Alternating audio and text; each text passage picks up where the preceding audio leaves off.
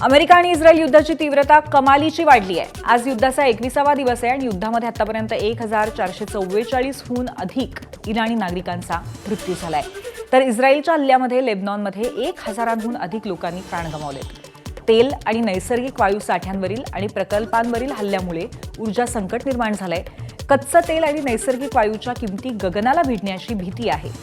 इराणने इस्रायलवरती आणि आखाती देशातल्या अमेरिकेच्या तळांवर रात्रभर मारा केला आणि हा मारा करताना इराणनं 5 मोठ्या आकाराची आणि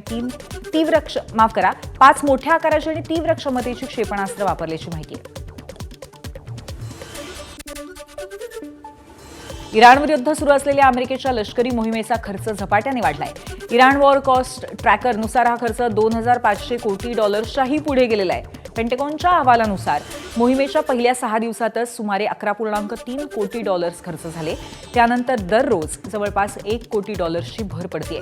म्हणजेच या कारवाईवरती प्रति सेकंद अंदाजे $11,500 खर्च होत आहेत। त्यामुळे अमेरिकेवरती या मोहिमेचा आर्थिक बोजा दिवसेंदिवस वाढतोय। आखाती युद्धाबद्दल अमेरिकेने मोठा दावा केलाय। गेल्या 3 आठवड्यांनंतर इराणवरती तब्बल 25,500हून अधिक हल्ले करण्यात आलेत असे अमेरिकेने स्पष्ट केलंय। यामध्ये अमेरिकेनं 16,000 तर इस्रायलनं 8,500हून अधिक ठिकाणी हल्ले केलेत असा हा दावा आहे। दरम्यान अमेरिकन लष्करानं 7,800 ठिकाणी कारवाई केल्याची माहिती आहे। तसंच इराणी नौदलाच्या 120हून अधिक युद्धनौका बुडवल्याचाही अमेरिकेचा दावा आहे। इस्रायलच्या हायफा या तेल शुद्धीकरण कारखान्यावरती इराणने मारा केला आणि त्यात इराणने नसरल्ला क्षेपणास्त्र वापरल्याची माहिती आहे। नसरल्ला या क्षेपणास्त्रावरती विविध प्रकारचे वॉरहेड लावण्याची क्षमता आहे। न्यूक्लिअर, केमिकल, बायोकेमिकल वॉरहेड्स याच्यावरती लावता येतात। त्यामुळे नसरल्ला क्षेपणास्त्र धोकादायक मानलं जातं। इराणने अमेरिकेच्या F-35 या स्टेल्थ लढाऊ विमानाला लक्ष्य केलं आणि हल्ल्यानंतर या लढाऊ विमानाने अमेरिकेच्या तळावर आपत्कालीन लँडिंग केलं। सध्या वैमानिकाची प्रकृती स्थिर आहे। आतापर्यंत अमेरिकेने असा दावा केला होता की जगातील कोणतीही रडार किंवा हवाई संरक्षण प्रणाली या अदृश्य लढाऊ विमानाला शोधू शकत नाही, भेदू शकत नाही। या अमेरिकेच्या दाव्याला इराणने केलेल्या या कारवाईमुळे मोठं आव्हान मिळालंय।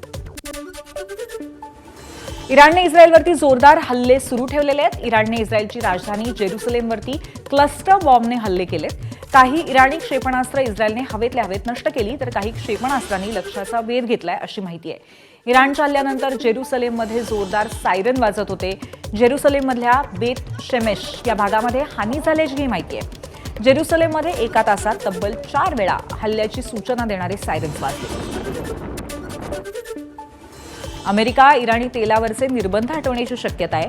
या संदर्भात माहिती समोर आली आहे। तेलाच्या वाढत्या किमती कमी करण्याचा वॉशिंग्टनचा प्रयत्न आहे। अमेरिकेच्या अर्थमंत्र्यांनी या संदर्भात माहिती दिली। इस्रायलचे पंतप्रधान बेंजामिन नेतन्याहू यांनी या युद्धाची 3 उद्दिष्ट जाहीर केली आहेत। इराणला अण्वस्त्रधारी राष्ट्र बनण्यापासून रोखणं, बॅलिस्टिक क्षेपणास्त्रांचं संकट टाळणं आणि इराणच्या जनतेचं स्वातंत्र्य यासाठी हे युद्ध सुरू असल्याचं नेतन्याहूंनी म्हटलंय। आखाती युद्धाचा 21वा दिवस तीव्र हिंसाचाराचा ठरतोय। काल रात्री अमेरिका आणि इस्रायलने इराणच्या सर्वात मोठ्या लेंघे नावाच्या बंदरावरती तुफान मारा केला। या हल्ल्यामध्ये लेंघे बंदराचं कमालीचं नुकसान झालंय। बंदरावरती मोठी आग लागलेली होती आणि त्याचा बदला घेण्यासाठी इराणने इस्रायलच्या हायफामधल्या तेल शुद्धीकरण कारखान्यावरती मारा केला। इराणने जेरुसलेमवरती सुद्धा हल्ले केले। तसंच इराणने इराकमधल्या सुलेमानिया या भागावरही जोरदार क्षेपणास्त्र हल्ले केले। आखाती देशात सुरू असलेल्या युद्धामुळे यंदाच्या ईदवरती दुःखाची छाया पसरली आहे। इराण आणि इस्रायल अमेरिकेमधील तणावामुळे परिस्थिती चांगलीच गंभीर आहे। कतार, कुवेत आणि संयुक्त अरब अमिरातीसह आखाती देशांनी यासंदर्भात मोठा निर्णय घेतलाय।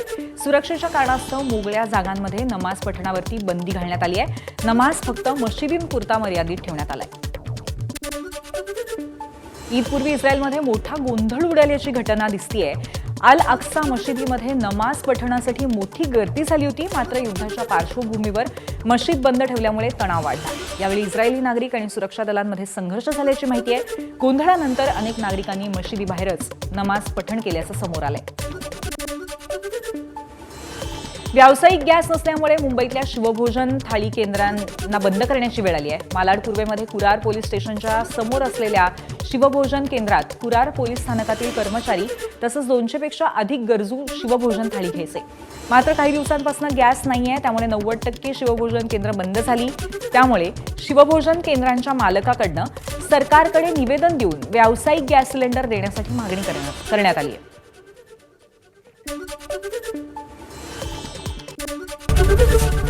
एबीपी माझा, उघडा डोळे बघा नीट.